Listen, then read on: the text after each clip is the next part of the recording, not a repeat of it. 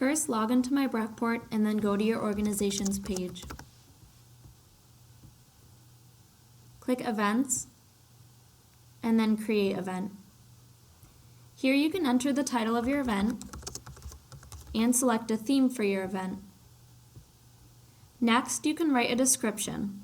This description will appear when others search for your event on myBROCKPORT. Next, choose the start date and time and the end date and time. If you're setting up reoccurring dates, please enter the first date in the first spot and then select Add another date below to enter your reoccurring dates. Next, choose the location for your event.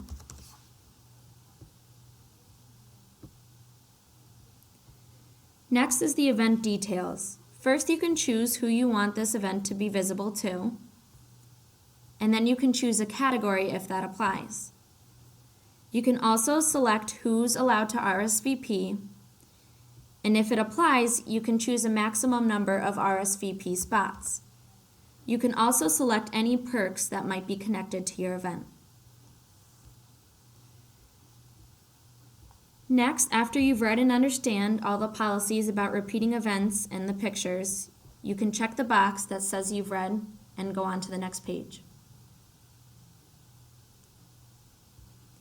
Now, since it's an info table, a cover photo is not required, so you can skip this page. On the next page, you can choose the primary sponsor of the event. Also, choose Student Organization Information Table for the type of event.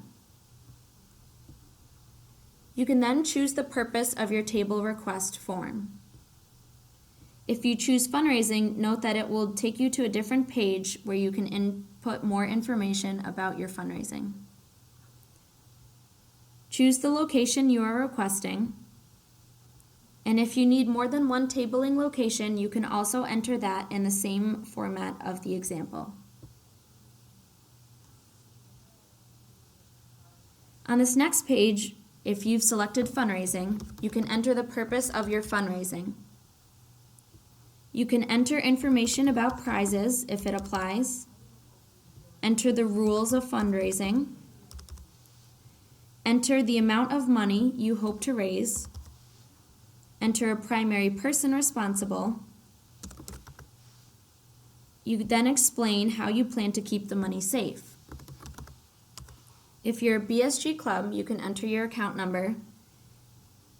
And if you're a BSG club, enter if BSG funds will be used in this event. Next is the event policy agreement. Make sure you read the full statement and then check that you understand. Then enter your name, enter your student advisor's name,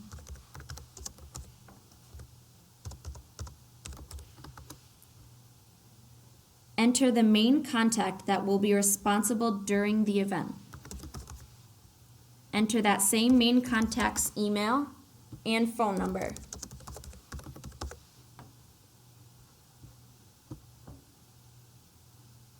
On this page, you can review all the information you've submitted, and if you need to make any changes, you can do so. You can also add any additional comments on the side if you find that necessary, and when you're done, click Submit.